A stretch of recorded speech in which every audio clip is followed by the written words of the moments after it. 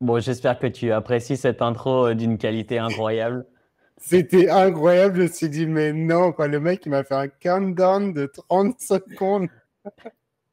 Bon, bonjour à tous, bienvenue sur ce podcast sur lequel nous n'avons pas de nom encore. Est-ce que c'est Pro Coach C'est Podcast? Est-ce que c'est Pro Coach Radio? Nous ne savons pas. Le but de ce podcast, on avait cette idée avec Jérémy, c'est de vous emmener avec nous sur ce voyage pour vous présenter un peu comment on travaille sur ce projet entrepreneurial, pour vous donner un petit peu les coulisses de tout ce qu'on fait, pourquoi on le fait, avec quelle vision, qu'est-ce que ça va pouvoir apporter aux gens qui vont utiliser ce produit à l'avenir. Et pour nous, c'était vraiment cette idée d'être ultra transparent sur ce qui est fait, parce que je pense que la plupart des gros projets aujourd'hui qui fonctionnent super bien, c'est justement quand il y a cette transparence entre les gens qui s'activent pour en faire une réalité et potentiellement les gens qui vont nous rejoindre sur ce bateau et naviguer avec nous dans les eaux troubles et traverser l'océan. c'est ça, surtout. Euh, je pense que certains d'entre vous auront écouté un petit peu le podcast qui est sorti avec Jérémy, où on parle un petit peu de Jérémy et tout, pour ceux qui ne connaissent pas encore Jérémy. Et potentiellement, il y a des gens ici qui ne me connaissent pas non plus. Donc moi, je m'appelle Lévin, je suis coach et cofondateur de la formation Bayesian France. On s'est associé avec Jérémy, du coup, pour une nouvelle activité qui s'appelle Pro Coach.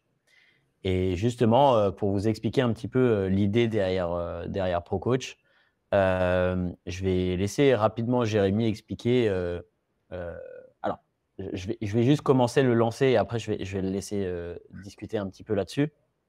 Mais en gros, euh, Jérémy a fait la formation Bayesian. Suite à la formation Bayesian, il avait déjà lancé son activité, mais en gros, ça lui a permis de structurer un petit peu son approche et de garantir des résultats à ses clients.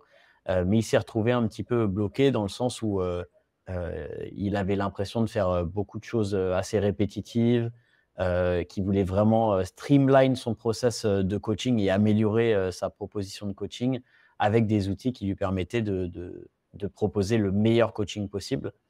Et dans cette démarche, il a commencé à bosser de son côté sur une application qui lui permettait d'améliorer tout ça.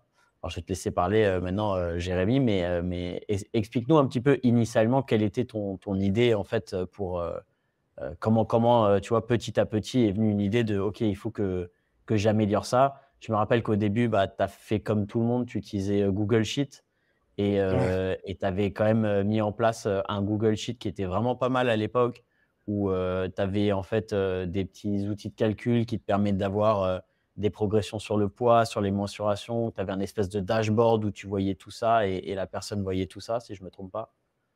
C'est exactement ça. En fait, le but, c'était d'apporter une expérience globale à l'utilisateur. J'ai toujours eu à cœur d'essayer d'avoir quelque chose d'expérientiel que la personne va vivre plus que de lui délivrer juste un plan d'entraînement ou un plan de nutrition. Je voulais faire en sorte qu'elle puisse apprécier d'utiliser les outils et qu'elle puisse mieux adhérer à son accompagnement. Et quand on fait un coaching avec une approche scientifique, on a besoin de récolter des datas qui sont relativement importantes, comme avoir un poids quotidien, récolter les mensurations, récolter des données de nutrition, les calories, les protéines, les glucides, les macronutriments qui sont consommés, essayer d'avoir des données parfois additionnelles comme combien de pas va faire la personne. Et ensuite, dans l'entraînement, c'est de voir l'évolution du nombre de répétitions, l'évolution des charges, pouvoir potentiellement par la suite implémenter des méthodes d'intensification, utiliser par exemple des myoreps, mettre en place des périodisations, parfois ondulatoires. Pourquoi? Ça va dépendre de la personne. Et quand on commence à faire ce genre de choses, on se dit, OK, ça fait quand même pas mal. Donc, si on se sert d'un bloc texte pour écrire le programme, ça répond à toutes nos demandes parce qu'on est 100% libre et on peut faire exactement ce qu'on veut. Sauf qu'en termes d'expérience utilisateur, bah, l'utilisateur, il se retrouve avec sa note et il va tout noter comme ça. Et après, il y a un travail de relecture où la personne doit renvoyer à son coach, parce que c'est un peu comme ça que j'ai commencé. Ça, c'était il y a 10 ans. Donc, tu te retrouves avec une note et tu essaies de lire des trucs et essayer de te dire, OK, est-ce que ça suit le truc et tout. Bah, quand tu as un, deux ou trois coachés, ça fait le boulot et tu peux très bien le gérer, même si l'expérience derrière n'est pas terrible. Mais dès que tu veux accompagner plus de personnes, tu te retrouves extrêmement limité. C'est là où bah, j'ai commencé à créer un Google Sheet. Avec toute la suite de Google, on peut faire vraiment des trucs cool. Avec Excel, tu es presque en illimité. Tu crées ton propre logiciel. Donc, en Et je effet, pense que c'est la réalité d'une grande majorité des coachs aujourd'hui, hein, je pense. Hein. je Je pense dirais, les coachs. je dirais de la grande majorité des coachs qui fonctionnent aujourd'hui utilisent Google Sheet. Je pense que c'est une Ouais, majorité. Il y a évidemment des applications dont on va parler parce que moi j'ai utilisé plein d'applications type Trainerize, Gymkey, etc. Kaunas aussi, avec qui j'ai travaillé dans le développement d'ailleurs dans cette application. Mais aujourd'hui, je pense qu'une grande majorité des coachs utilisent encore Google Sheet. je pense on se retrouve vite limité dès qu'on va se servir des applications. Moi, il y a un gros point qui m'a frustré, par exemple, si on doit parler juste de l'entraînement. Dès que tu utilises une app comme ça, on va te demander à quel jour tu vas mettre tel programme. Déjà, ça, c'est un vrai problème, c'est que tu vas dire, tiens, le lundi, Quelle tu fais ça, session? le mardi, tu fais ça. Ouais. Ouais, quelle session? Sauf que dans les faits, la personne, le lundi, si elle a give up sa séance, elle se retrouve totalement décalée. Elle va dire, bah, comment je fais? Et donc là, tu es là avec ton programme, tu vas apprendre et tu vas déplacer tes jours. Et quand tu vas déplacer tes jours dans ta semaine, bah, ça ne va pas décaler sur le mois. Et tu es juste coincé ou c'est l'horreur. Je pense que ça va dépendre aussi de quel type de coaching tu fais. Et je pense que c'est ça aussi qu'il faut clarifier. Nous, ce qu'on fait, c'est de la transformation physique. C'est notre domaine de prédilection et c'est là-dedans qu'on se spécialise. On fait du bodybuilding. Donc, pour un programme de bodybuilding, c'est relativement spécifique. Bodybuilding dans le sens large, dans le sens Dans le sens large. construction du corps et pas seulement des athlètes de compétition. Oui. Hein. C'est important. Non, mais tu sais, en France, aujourd'hui encore, quand tu dis bodybuilding, c'est On généralement les gens, imagine ils le ont mec en la slip. vision en slip quand on dit bodybuilding, c'est vraiment la construction du corps, quoi, ou la transformation du corps. Euh, et quelles étaient tes limites en fait pourquoi au bout d'un moment tu t'es dit bah, Google Sheet c'est cool, j'ai plein de trucs en place, mais je veux aller plus loin ou pourquoi? Oh, le plus gros problème, vraiment, c'est que pour une personne qui le fait, c'est que tu es constamment en train de réparer tes Google Sheets. Soit tes cases, elles deviennent hyper élargies parce que la personne va l'utiliser sur son mobile, soit il va mettre des données dans une mauvaise case, soit il va t'exploser complètement ton Google Sheet. Et en fait, je me retrouvais technicien Google Sheet plus que coach à un moment donné. Ouais. Et C'était ça, juste c'est une l'horreur. frustration sans nom. Ça, c'est vraiment horrible, ça. De ouf. Ouais. Et donc, tu te retrouves à un moment donné limité entre, tu te retrouves sur ton Google Sheet, mais qui te permet d'avoir la meilleure expérience possible parce que c'est ultra personnalisé, c'est comme tu le penses en fait, versus les applications où tu vois, c'est super bien fait, t'offres un produit qui est beaucoup plus valorisé pour ton client parce qu'il se dit, ouais, c'est cool, j'ai une app, c'est cool, c'est sexy, c'est à mon image. Et encore, parfois, c'est pas toujours à ton image, mais on va dire que c'est quelque chose qui peut potentiellement être cohérent. Mais là, tu dois faire des concessions dans ton coaching. À un moment donné, j'ai fait ce choix. Et je me suis dit, vas-y, je fais des concessions. Peut-être que je ne peux pas être aussi libre. Je ne peux pas faire de périodisation. Je ne peux pas mettre des murs en place.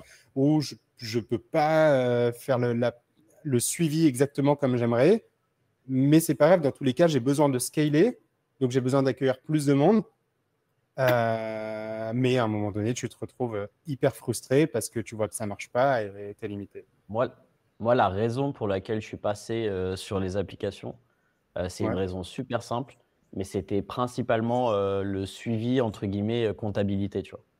Parce que en Ok. fait, alors, j'imagine que les mais c'est vrai que la force qu'avaient les applications, c'était tu as quelqu'un qui souscrit à ton programme d'entraînement, qui a accès à ce que tu lui donnes via l'application.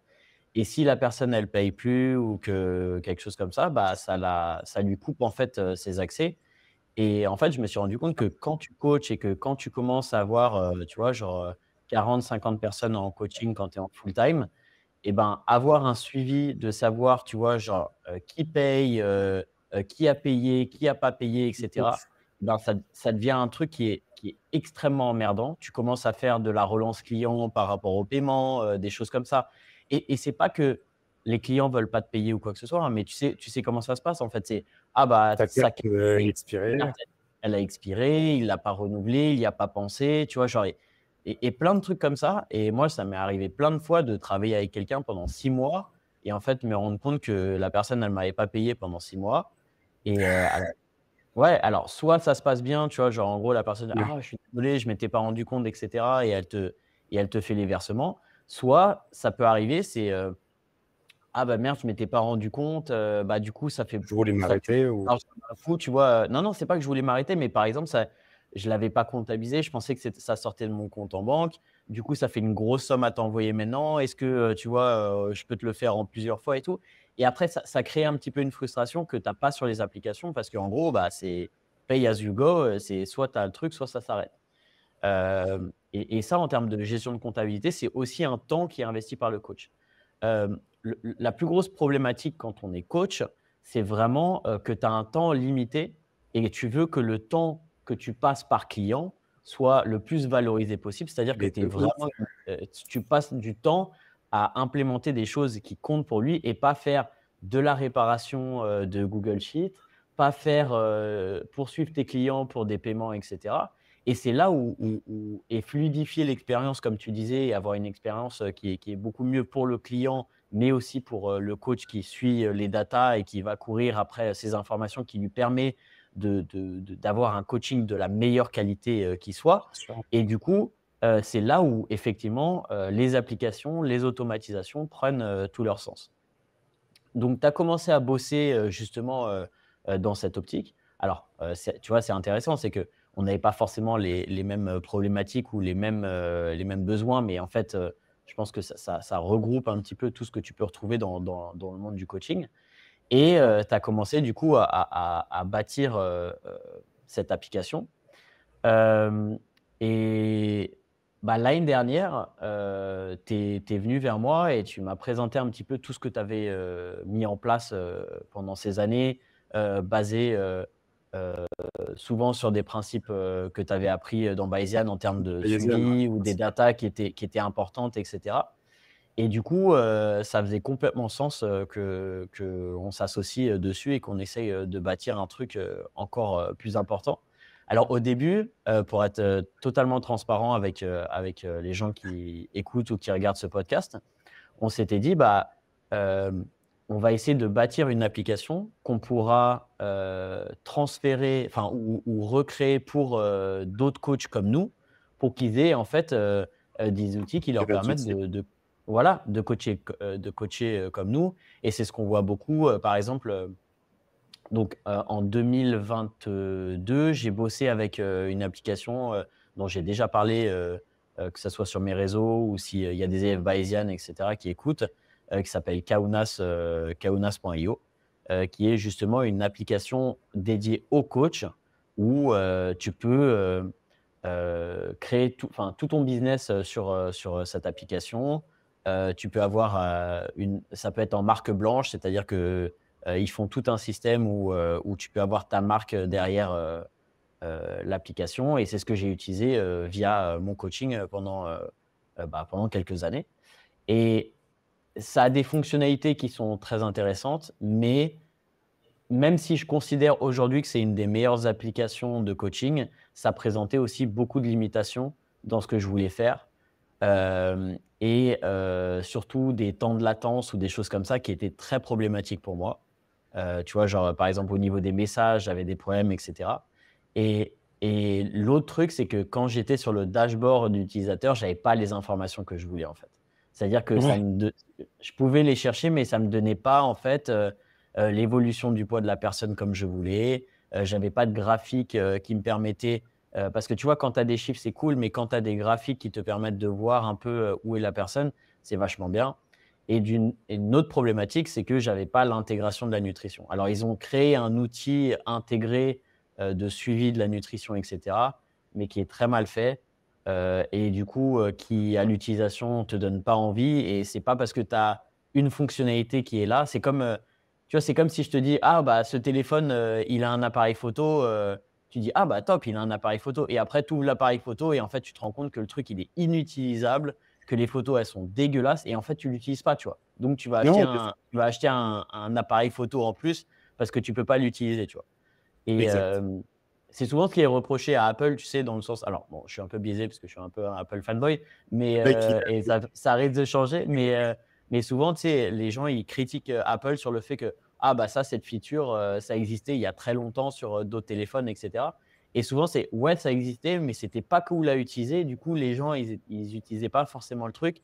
Apple, souvent, attend que la technologie, elle soit assez mature pour l'intégrer parce qu'ils veulent que ça soit facile d'utilisation, que ça ait du sens et que tu l'utilises en fait tous les jours, sans y penser et notre, idée avec Procoach, c'était ça et du ouais, coup, l'idée qu'on a eue, suite à nos discussions, c'était de, bah, on veut un produit qui peut être utilisé aussi bien par les coachs pour coacher, les gens exactement comme nous, on le fait, dans le cadre de notre coaching et de nos accompagnements, mais aussi qui peut être utilisé par, la personne comme, une personne utilise, MyFitnessPal, utilise Chronometer, utilise une application, comme Freeletics qui lui donne, ses entraînements et cetera.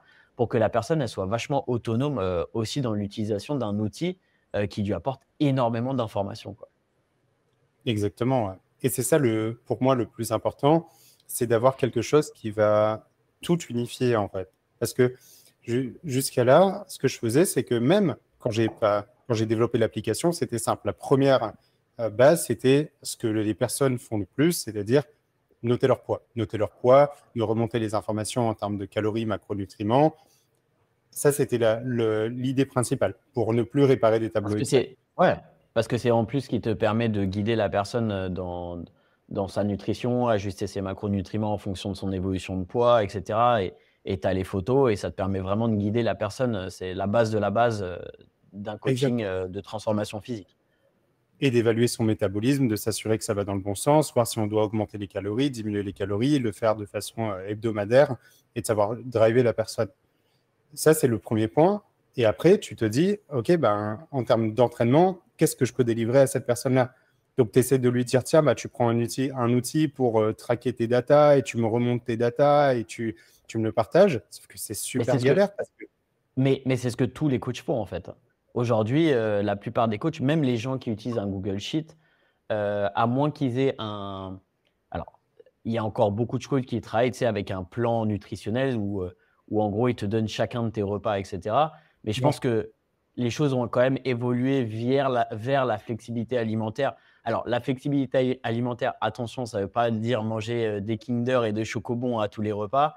c'est clair. C'est-à-dire que tu peux créer ta journée, type, de ce que tu veux manger, basé sur des trucs, que tu préfères. Parce que, bah, il y a des gens qui préfèrent manger des haricots verts par rapport au brocoli. Il y a des gens qui préfèrent avoir, du poulet à midi et du saumon le soir, plutôt que, du steak haché à midi et du steak haché le soir, tu vois? Genre, c'est ça la flexibilité alimentaire, c'est avoir de la, diversité dans ton alimentation, Voilà, c'est mais ça. Ouais. aussi, choisir les aliments que tu préfères, tu vois? Il y a des gens, ils préfèrent manger du poulet, il y a des gens qui mangent pas de poulet, parce qu'ils sont végétariens, ils préfèrent, manger, des œufs et des produits laitiers, par exemple, tu vois? Et bah, ça, c'est la flexibilité alimentaire et quand, tu as quelque chose qui est trop rigide, tu peux pas t'en sortir alors que quand, tu utilises ce genre d'application, tu peux régler en fait, tes apports, avoir les bons macros qui vont, vers les bons objectifs et ça, c'est vraiment la base d'un coaching, contemporain, je dirais, de nos jours. Je pense que la plupart des gens, c'est ce qu'ils font. Et du coup, toi, tu donnes tes macros et tu demandes à la personne de le setup dans Fat Secret, MyFitnessPal, Yazio, MacroFactor et peu importe. Sauf que tu as l'impression qu'il y a toujours un mur entre les deux. Tu vois, c'était toi qui m'avais dit ce truc-là. Et je trouve que l'image, elle est hyper parlante. C'est que tu as l'impression que soit tu fais un suivi de poids, donc tu as une application de suivi de poids, soit tu as une application de suivi des performances de l'entraînement et pouvoir y accéder. Et tu as à l'opposé une application de suivi des macronutriments et des calories que tu vas consommer. Mais ça Alors que, communique pas l'un avec l'autre. ben non, ou des fois les données remontent, mais c'est pas en synergie alors.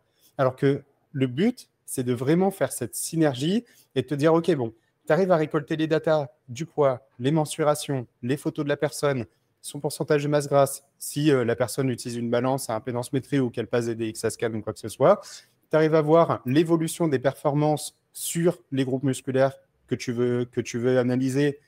Tu peux voir combien de calories elle a consommé, combien de grammes de protéines et le volume alimentaire qu'elle a consommé.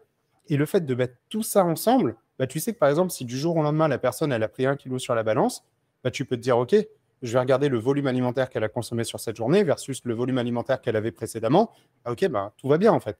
Et tu arrives aussi à rassurer la personne parce que tu sais lui montrer ça. Alors que si tu as juste des données qui te remontent avec calories, protéines et tout, bah, tu ne peux pas analyser ça. Tu ne peux pas rassurer la personne ou lui expliquer ce qui est en train de se passer ou la personne elle-même, parce que le but, c'est que la personne, tu puisses l'éduquer et l'aider à interpréter ses propres données. Et ce qui améliore finalement la rétention de ton client parce qu'il est rassuré, il prend plaisir, il a l'impression de comprendre ce qu'il fait et de devenir maître de ses moyens.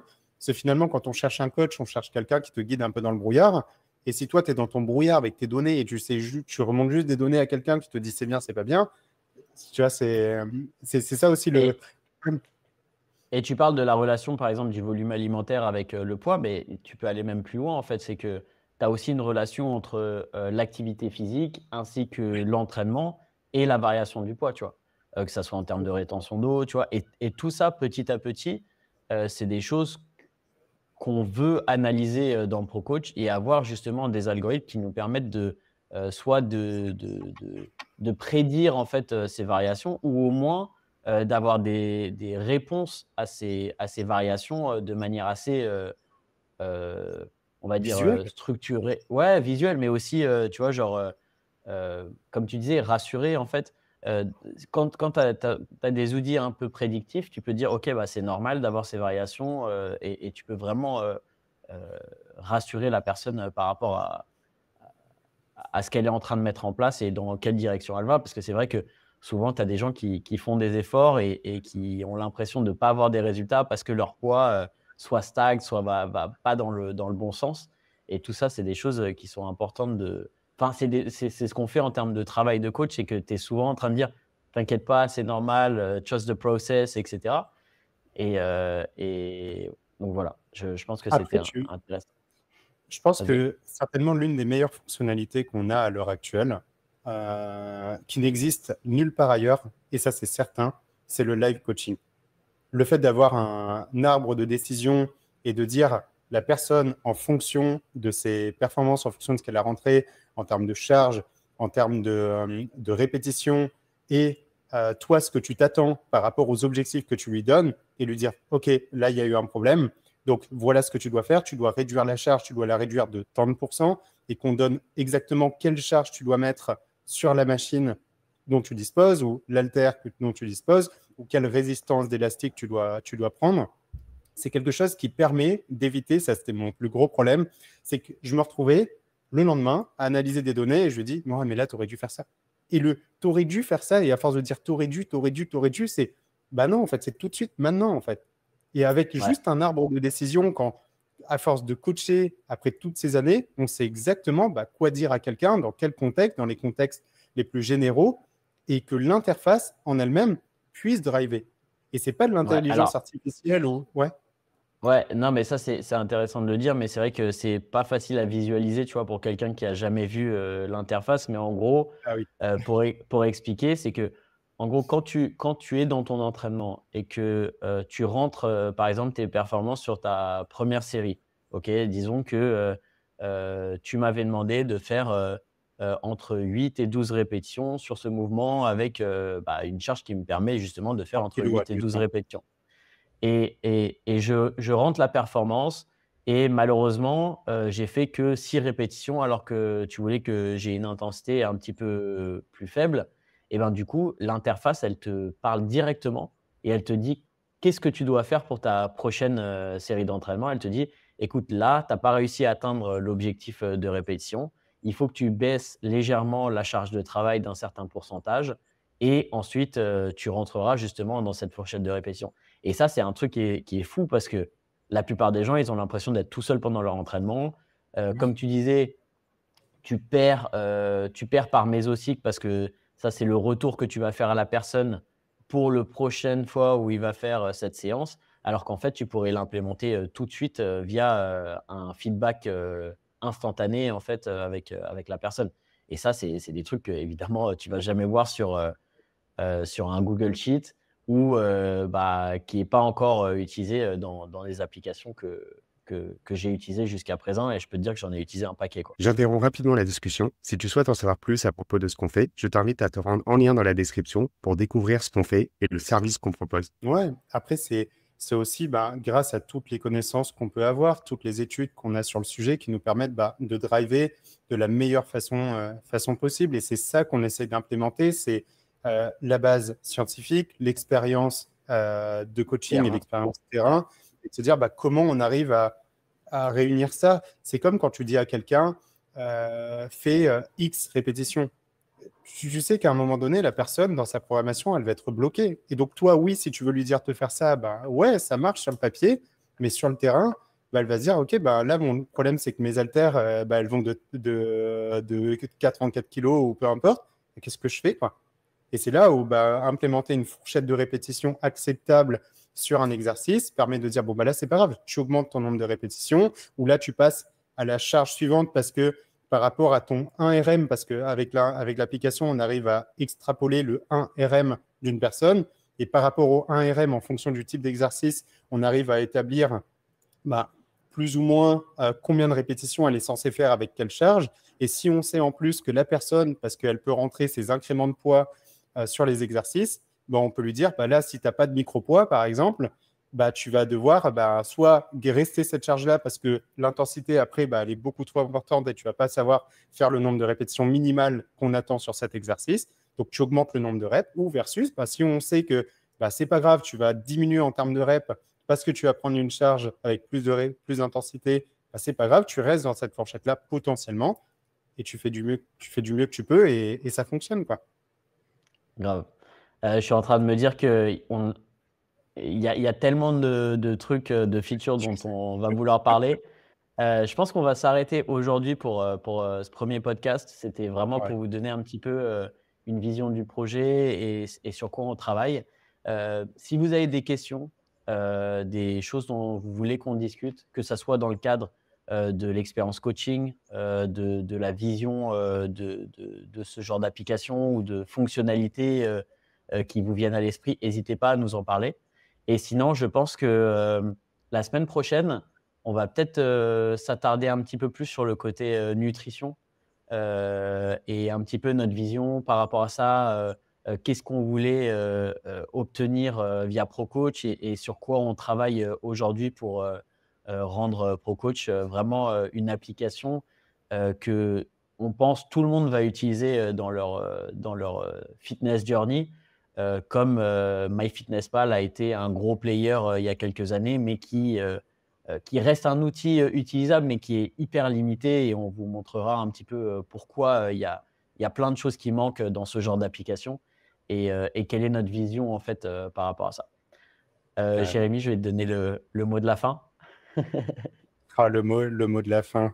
Restez connectés et surtout, restez connectés et soyez imparfaits. Mais je pense que cette aventure, elle va être un peu spéciale parce moi, je pense que le podcast ou les contenus qu'on va essayer de partager sur ProCoach, c'est surtout essayer de partager les coulisses de ce qui se cache derrière, mais pas les coulisses de tiens, on va faire telle fonctionnalité et tout.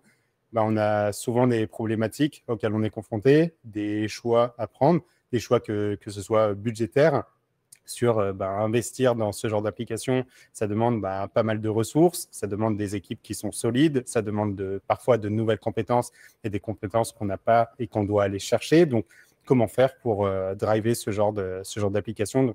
Et je pense que c'est intéressant et nous-mêmes, c'est le genre de podcast qu'on aimerait réécouter dans 10 ans, quoi. Ouais, de ouf. Ouais, on va vraiment faire ça, va être du journaling. Et comme vous l'avez vu, on va être super transparent sur la manière dont on parle des choses. Je pense qu'il y aura aussi une sorte de feedback entre vous et nous, où on sera super content de discuter de certaines choses. Même, je pense, tu vois, genre peut-être avoir certains invités, certains auditeurs qui veulent venir parler de leurs idées ou de leur coaching ou des limitations. ou potentiellement des utilisateurs de ProCoach, etc., au fur et à mesure, Carrément. ainsi que des athlètes qui vont potentiellement implémenter ProCoach dans leur quotidien et vous faire des feedbacks. Et ça nous permettra d'avancer tous ensemble parce que vraiment, le but pour nous, c'est d'avoir un outil dans lequel notre communauté va croire et va utiliser, en fait. Ça sert à rien de faire un truc que les gens ne vont pas utiliser. Donc, ça va être vraiment le but de tout ça. Bah, merci pour votre écoute. Encore une fois, pas trop de blabla, pas trop d'intro, pas trop d'outro, mais c'est ce qui va faire un petit peu notre marque de fabrique. Pas de perte de temps. Salut. Ciao.